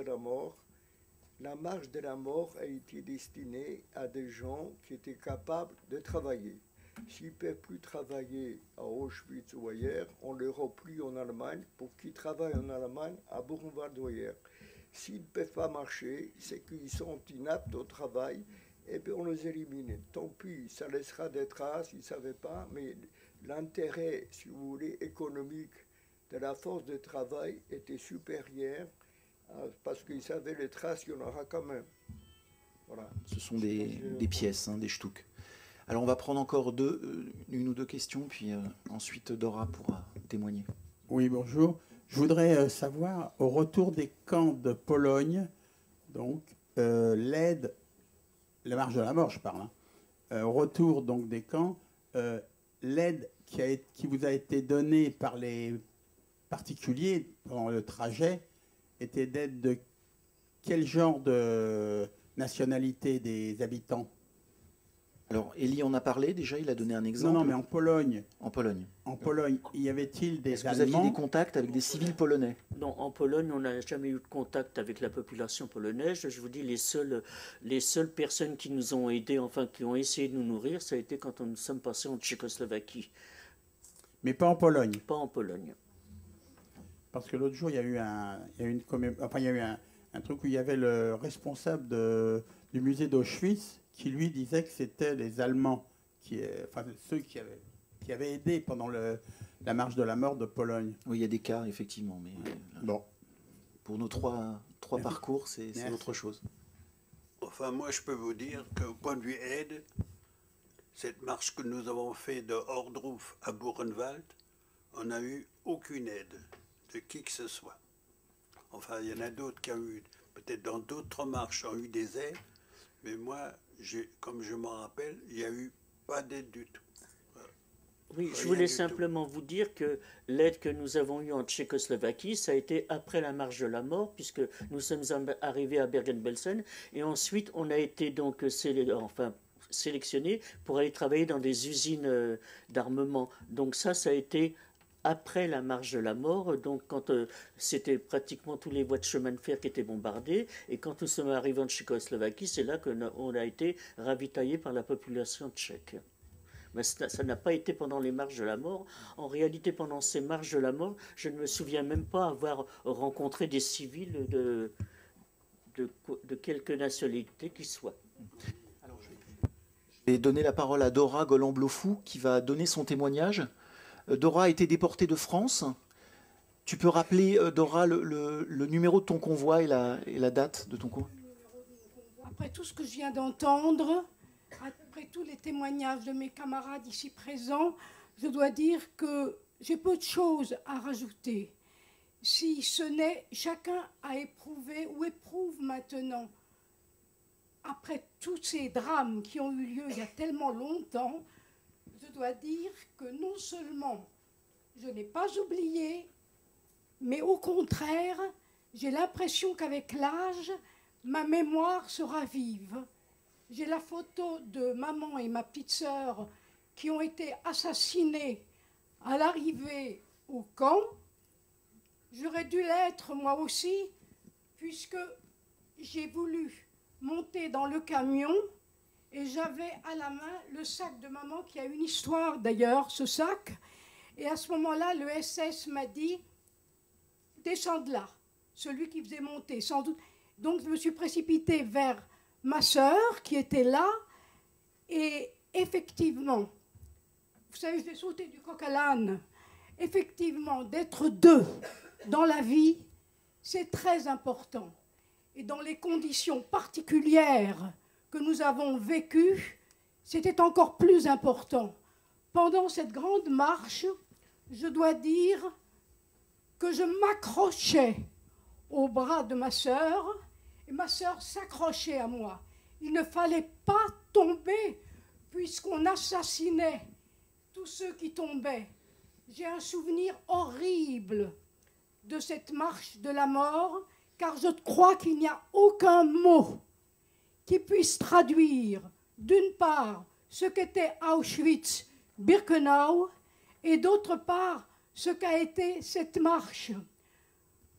Donc, maintenant, ça me poursuit. Et quand on me demandait, quand je suis rentrée, que j'avais beaucoup d'amis qui voulaient savoir, qui posaient, je suis retournée au collège, moi, où les filles, mais je n'étais plus la même.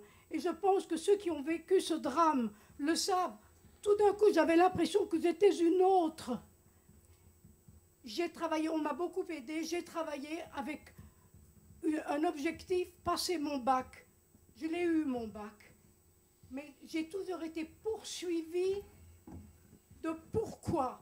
Je crois que ma vie est faite de grands pourquoi marqués dans ma tête ou qui se baladent devant mes yeux. Pourquoi tant de drames? Parce qu'on est juif.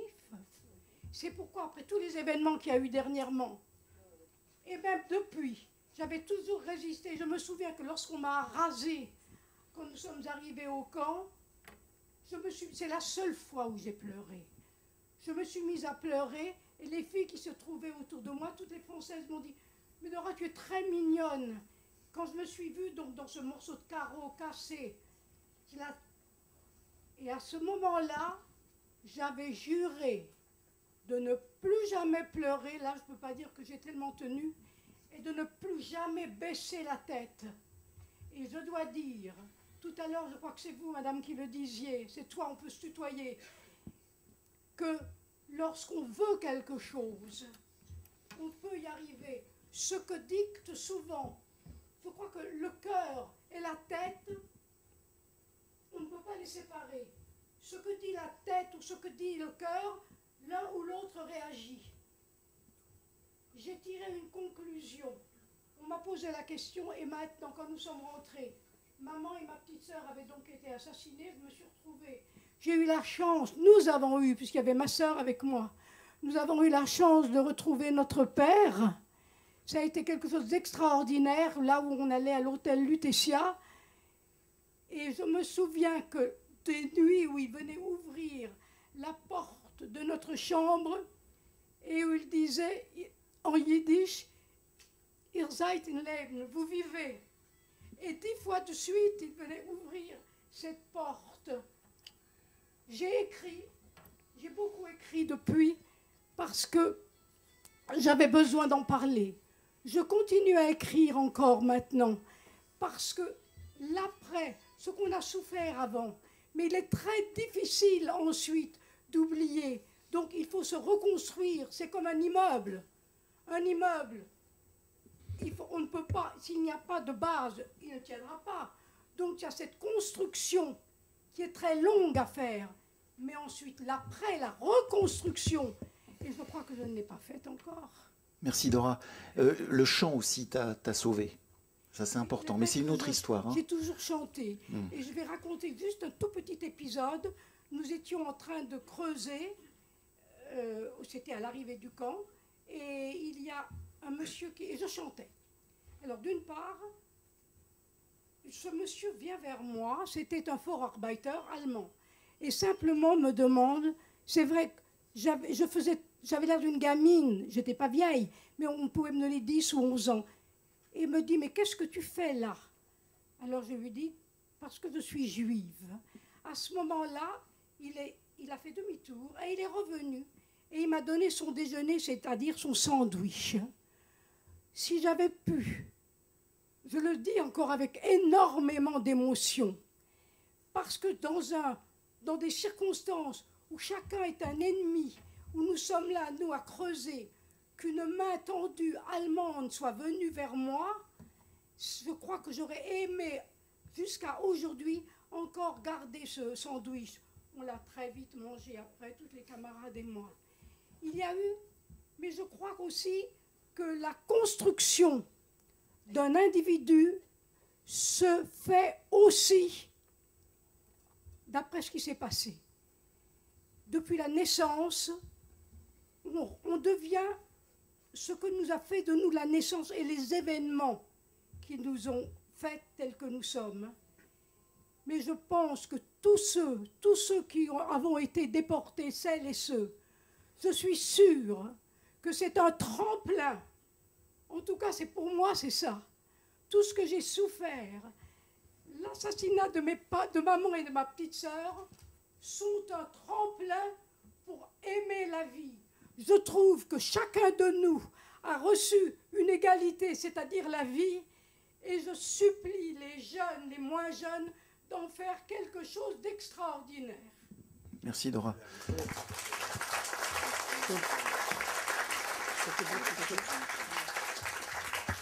Esther? Oui, je voulais simplement vous dire que finalement, au camp, nous avions une forme de solidarité par rapport au groupe de Françaises que nous étions. Mais malheureusement, quand moi je suis revenu à l'hôtel Lutetia, je suis parti au camp, j'avais 15 ans, je suis revenu, j'avais 17 ans, je n'avais plus personne. Et je me suis retrouvé à l'hôtel Lutetia et malheureusement, personne n'est venu me chercher. À l'époque, on nous a donné, une fois que l'hôtel Lutetia a été fermé, puisqu'il n'y avait plus de déportés qui revenaient, ils nous ont donné des tickets de restaurant pour aller manger quelque part. On nous a donné des bons de réquisition pour aller dormir dans les hôtels. Et au bout de 2-3 mois, on nous a dit maintenant vous vous débrouillez, on ne peut plus rien pour vous. Alors vous vous représentez quand vous vous retrouvez toute seule. Moi, mon but, ça avait été de rentrer et d'essayer de parler et de raconter ce qui nous est arrivé. Et malheureusement, je me suis retrouvé sur le pavé de Paris à 17 ans, sans soutien, sans personne. Et il faut dire qu'à l'époque, dans l'état où nous étions, on nous avait empêchés de parler, on ne pouvait pas communiquer. Et malheureusement, chose que je n'ai jamais fait quand j'étais dans le camp, puisque moi, mon désir... comme je vous ai dit tout à l'heure, c'était de revenir parce que je ne pouvais pas mourir. Et quand je me suis retrouvée toute seule dans Paris à 17 ans, sans savoir à qui m'adresser et sans savoir où aller, et là j'ai fait une tentative de suicide, chose qui ne m'était jamais arrivée au camp. Et je vous assure que mon retour, je ne peux pas dire qu'il a été très pénible. Je dirais presque que j'étais presque plus malheureuse quand je suis revenue que quand j'étais au camp, parce qu'au camp j'avais un espoir, j'avais un but. Et quand je suis rentrée, je n'en avais plus. Alors c'est l'objet de conférences qui vont venir sur... je vous rappelle, parce que c'est vrai que le terme de marche de la mort peut être considéré un peu comme impropre, puisque c'est considéré comme une des dernières phases du génocide. Donc ça c'est important, c'est bien la guerre qui a arrêté le génocide. Et je vous rappelle que jusqu'au 8 mai 1945, les SS vont chercher des survivants du Sonderkommando jusqu'à Mauthausen. Donc la dimension génocidaire est très importante sur cette phase-là, il ne faut pas l'oublier. Je signale simplement que Dora a publié son témoignage, puisqu'elle a écrit son journal pendant la guerre, quand elle était adolescente, et elle a publié son journal il y a quelques années. On va prendre encore peut-être 2-3 questions, je ne sais pas, Florence, il nous reste encore un quart d'heure, on va prendre encore quelques questions. Quelle est la différence entre le grand camp et le petit camp de Buchenwald? Vas-y, Elie, tu veux répondre, Elie? Quelle est la différence entre le grand camp et le petit camp de Buchenwald? C'était votre question, monsieur? Parce que le grand camp, d'après ce que je sais, le grand camp de Buchenwald, c'est un camp qui a été créé avant la guerre déjà, où on internait, 37. pas beaucoup, en 1937 certainement, et où on internait beaucoup les résistants allemands, les communistes allemands et les démocrates allemands. Et ensuite... certainement, puisque moi je suis arrivé en 1945 au petit camp, d'après ce qu'on m'a expliqué, le petit camp a été créé quand ils ont monté le fameux le grand crématoire qui était comme à Birkenau. C'est là qu'il y avait le grand crématoire au Petit Camp. Et le Petit Camp, d'après moi, il a été créé vers les années 43, je crois. C'est cela? D'après ce que je sais. 44. Je vous renvoie au livre d'Olivier Lalieu hein, sur l'histoire du camp de Buchenwald. Voilà. Armand, tu veux... Vas-y. Quand on arrivait à Buchenwald, on allait dans les petits camps, c'était la quarantaine. On restait là-bas lorsqu'on arrivait. Et au bout de 15 jours, 3 semaines, s'il y avait de la place dans le grand camp, on rentrait dans le grand camp. Mais les 50 blocs du grand camp servaient des camps normaux. Et en bas, les seules choses qu'il y avait à Buchenwald, il y avait le bloc 66 qui était le bloc des enfants qui se trouvait dans le petit camp. Autrement, tout ça, c'était en quarantaine. On restait 15 jours, 3 semaines dans les petits camps avant de monter dans le grand camp. Est-ce que tu te rappelles que dans le petit camp, c'est là qu'il y avait le grand crématoire? Non, il était dans le grand camp. Non, il était au petit camp, puisque c'est là qu'on s'est caché. Donc ça, c'est intéressant, hein, les dialogues entre témoins, justement. Moi, ce que je me rappelle, c'était là. Parce qu'il y avait, d'ailleurs, il n'y avait qu'un seul crématoire. Oui. Il n'y en avait pas 36, il n'y en avait qu'un seul. On va continuer si vous avez encore quelques questions. Bonsoir, c'est une question pour Madame Senot. Je voulais savoir combien de temps il s'écoule entre le moment où vous quittez Birkenau et le moment où vous entrez, je crois que c'est à Bergen-Belsen, dans les wagons à bestiaux qui n'ont pas de toit. Justement, quand on a eu fini cette marche de la mort jusqu'à Bergen-Belsen, je n'ai pas le souvenir. J'ai eu un blanc et je suis incapable de me rappeler la durée de cette marche jusqu'à Bergen-Belsen. La marche et les wagons. Comment ? La marche et les wagons. Oui, les historiens le savent, mais moi je ne suis pas historien. Non, j'ai pas l'information, mais ça a dû être certainement très long. Alors il y a le parcours, parce que c'est des nœuds, hein, donc on vous a parlé de Breslau, on vous a parlé de Gleiwitz, donc effectivement la marche doit aller jusqu'aux gares. Hein, Oui, et puis ensuite, ça a été Gleiwitz. Voilà, Gleiwitz, et puis ensuite effectivement il y a un trajet qui peut être effectivement aussi très long en wagon découvert. Mais bon, je vous renvoie au livre de Daniel Blattmann qui donne des éléments sur le... Mais je ne peux pas vous répondre précisément. Ouais. C'est difficile parce que j'en ai parlé à plusieurs personnes qui sont venues et qui ont fait cette marche. Et je crois qu'on est tous dans le même positionnement. On est incapable de savoir combien de temps ça a duré. Alors, vous imaginez un peu les conditions de la marche. Donc Gleiwitz, c'est à 60 km au nord-ouest d'Auschwitz. Voilà. Et à partir de Gleiwitz, ils montent dans les wagons découverts. Donc Bergen, c'est au nord, donc c'est très très long, je pense. Donc, Et entre Auschwitz et Bergen-Belsen, Bergen-Belsen était pratiquement à la frontière hollandaise. Alors vous voyez un peu le parcours qu'on a pu faire. C'est juste pour préciser, une journée de marche, pour qu'on se fasse un peu une idée, c'était du matin, c'était du lever au coucher du soleil? C'était du lever au coucher, sans interruption. Sans interruption. Merci beaucoup à vous.